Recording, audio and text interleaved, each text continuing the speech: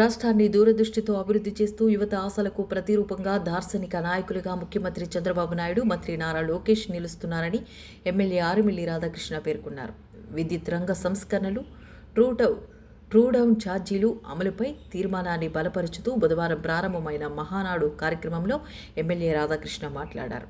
విద్యుత్ సంస్కరణలో చంద్రబాబు నాయుడు పాత్ర రాష్ట్ర ప్రజలందరికీ తెలుసని అన్నారు. రాష్ట్రంలో 5,000 మెగావాట్ల విద్యుత్ మాత్రమే ఉత్పత్తి అయ్యేదని, ప్రస్తుతం విద్యుత్ సంస్కరణలు తీసుకొచ్చి విద్యుత్ రంగంలో కొత్త పుంతలు తెచ్చారని అన్నారు.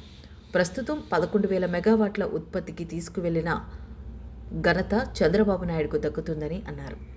ఉన్నటువంటి చంద్రబాబు నాయుడు గారికి యువకుల ఆశయాలకి ప్రతిరూపంగా సాంకేతికతో పాలనలో, కార్యకర్తల సంక్షేమంలో కొత్త పుంతలు తొక్కిస్తున్నటువంటి తెలుగుదేశం పార్టీ కార్యనిర్వాహక అధ్యక్షులు శ్రీ నారా లోకేష్ గారికి, మహానాడు ప్రతినిధులకి, వేదికను అలంకరించిన పెద్దలకి, రాష్ట్రం నలుమూలలా ఉన్నటువంటి తెలుగుదేశం పార్టీ కుటుంబ సభ్యులందరికీ కూడా హృదయపూర్వక నమస్కారాలు తెలియజేసుకుంటూ, ఈరోజు విద్యుత్ రంగ సంస్కరణలు, ట్రూ డౌన్ అమలు అనేది కేవలం కరెంటు బిల్లులకు సంబంధించినటువంటి అంశం కాదు. ఇది మన రాష్ట్ర అభివృద్ధి, రైతుల సంక్షేమం, పరిశ్రమల పురోగతి, ప్రజల జీవన ప్రమాణాలకు సంబంధించినటువంటి అంశం. ఈరోజు విద్యుత్ సంస్కరణలో చంద్రబాబు నాయుడు గారి పాత్ర మనందరికీ కూడా తెలుసు. ఈ రాష్ట్రంలో స్వాతంత్రం వచ్చినప్పటి నుంచి 1995 వరకు ఈ రాష్ట్రంలో అనేక మంది ముఖ్యమంత్రులు పరిపాలన సాగించినటువంటి కాలంలో ఈ రాష్ట్రంలో కేవలం 5,000 మెగావాట్ల విద్యుత్ ఉత్పత్తి మాత్రమే జరిగింది. చంద్రబాబు నాయుడు గారు 1995లో బాధ్యతలు తీసుకున్న తర్వాత ఈ రాష్ట్రంలో విద్యుత్ సంస్కరణలు తీసుకొచ్చి విద్యుత్ రంగాన్ని కొత్త పుంతలు తొక్కించి 1995 నుంచి 2004 వరకు మరొక 5,000 మెగావాట్ల విద్యుత్ ఉత్పత్తి సామర్థ్యాన్ని పెంచి ఈ రాష్ట్రంలో దాదాపు 11,000 మెగావాట్ల సామర్థ్యానికి తీసుకువెళ్ళినటువంటి ఘనత గౌరవ ముఖ్యమంత్రి నారా చంద్రబాబు నాయుడు గారికి దక్కుతుంది. ముఖ్యంగా మనందరం కూడా చూస్తే 1998లో ఏపీ ఎలక్ట్రిసిటీ రిఫార్మ్ యాక్ట్ని తీసుకొచ్చి దానికి సంబంధించి ఏపీ జెన్కోన్ కానీ, ట్రాన్స్కోన్ కానీ, డిస్కమ్ని కానీ ఏర్పరిచి ఈ రాష్ట్రంలో విద్యుత్ రంగాన్ని వ్యవస్థీకృతం చేసినటువంటి నాయకులు చంద్రబాబు నాయుడు గారు.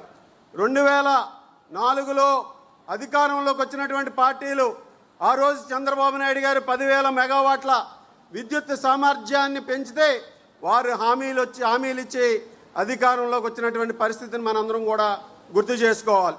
అదేవిధంగా 2014లో మరలా ఈ రాష్ట్రం నిర్వీర్యమైపోయినటువంటి పరిస్థితుల్లో, రాష్ట్ర విభజన జరిగినటువంటి పరిస్థితుల్లో 22.5 మిలియన్ యూనిట్ల విద్యుత్ లోటుతో ఏర్పడినటువంటి ఈ రాష్ట్రంలో మరలా చంద్రబాబు నాయుడు గారు తన సమర్థతమైనటువంటి నాయకత్వంతో 24 గంటలు కరెంటు ఇచ్చే విధంగా 2019కి ప్రతి గృహానికి నాణ్యమైనటువంటి విద్యుత్తుని అందించే విధంగా ముందుకు తీసుకువెళ్ళినటువంటి విషయాన్ని కూడా మీ అందరికీ కూడా గుర్తు చేస్తున్నా. 2014-19 కాలంలో మరొక 10,000 మెగావాట్ల విద్యుత్ సామర్థ్యాన్ని పెంచి సోలార్ పవర్ని కానీ, విండ్ పవర్ని కానీ ఈ రాష్ట్రంలో అత్యధికంగా ఉత్పత్తి చేసే విధంగా ఒక సంస్కరణలు తీసుకొచ్చినటువంటి దార్శనికమైనటువంటి నాయకులు చంద్రబాబు నాయుడు గారు. మరలా 2019లో దురదృష్టవశాత్తు మన ప్రభుత్వం అధికారం కోల్పోయింది. అప్పుడు వచ్చినటువంటి 2019లో వచ్చినటువంటి జగన్మోహన్ రెడ్డి విద్యుత్ రంగాన్ని మరలా నిర్వీర్యం చేసినటువంటి పరిస్థితి. ఆ రోజు ఉన్నటువంటి పవర్ పర్చేసింగ్ అగ్రిమెంట్లని అన్నీ కూడా రద్దు చేసి ఈ రాష్ట్రంలో విద్యుత్ ఉత్పత్తిని నిరోధించినటువంటి దుర్మార్గుడు జగన్మోహన్ రెడ్డి. అదేవిధంగా ట్రూ అప్ ఛార్జీల పేరుతో గృహ అవసరాలకి, గృహ విద్యుత్కి సామాన్య ప్రజల మీద భారాన్ని మోపి బాధించినటువంటి వ్యక్తి జగన్మోహన్ రెడ్డి. అలాగే ఆ రోజు విద్యుత్తుకి సంబంధించి పీపీఎల్తో పాటుగా టారిఫ్ను పెంచి ఈ రాష్ట్ర ప్రజల మీద 32,000 కోట్ల భారాన్ని మోపడమే కాకుండా విద్యుత్ సంస్థల మీద 49,000 కోట్ల భారాన్ని మోపినటువంటి వ్యక్తి జగన్మోహన్ రెడ్డి. అదేవిధంగా మొత్తంగా విద్యుత్ రంగానికి జగన్మోహన్ రెడ్డి 5 సంవత్సరాల పరిపాలనలో 1,29,000 కోట్ల నష్టాన్ని కలిగించినటువంటి విషయాన్ని ఈ సందర్భంగా తెలియజేస్తున్నా. మరలా 2024లో కూటమి ప్రభుత్వం వచ్చిన తర్వాత మన ముఖ్యమంత్రి వర్యులు చంద్రబాబు నాయుడు గారు ఏదైతే 5 సంవత్సరాల విద్యుత్ ఛార్జీలు పెంచమని హామీ ఇచ్చారో దానికి అనుగుణంగా ఈరోజు 20,000 కోట్ల భారాన్ని ప్రభుత్వమే భరించి ఈరోజు విద్యుత్ ఛార్జీలు పెంచకుండా సామాన్య కుటుంబాలందరికీ కూడా అండగా నిలబడుతూ 24 గంటలు కరెంట్ అందిస్తూ ఈ రాష్ట్రంలో ఉన్నటువంటి 1,30,00,000 కుటుంబాలకి అండగా నిలబడి 13 పైసలు పర్ యూనిట్కి తగ్గించి ట్రూ డౌన్ ఛార్జీలని అమలు చేసినటువంటి ప్రభుత్వం ఈ దేశంలో ఏదైనా ఉందంటే అది కూటమి ప్రభుత్వం చంద్రబాబు నాయుడు గారని ఈ సందర్భంగా తెలియజేసుకుంటున్నా.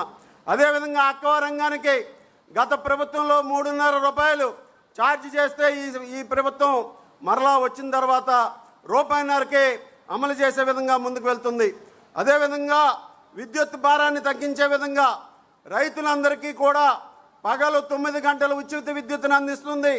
భవిష్యత్తులో విద్యుత్ అవసరాలు తీర్చే విధంగా ఈ రాష్ట్ర ప్రజల మీద విద్యుత్ భారం పడకుండా ఒక నూతనమైనటువంటి ఆలోచనలతో గ్రీన్ ఎనర్జీని పెంచే విధంగా సోలార్ ఎనర్జీని కానీ విండ్ ఎనర్జీని కానీ green hydrogen, green ammonia, pumped storage, biofuel వంటి రకాల విద్యుత్ ఉత్పత్తుల్లో దాదాపు 3 లక్షల కోట్ల పెట్టుబడులతో ఈరోజు కేవలం 2 సంవత్సరాల్లో ఈరోజు పెట్టుబడులు సాధించిన నాయకులు చంద్రబాబు నాయుడు గారు.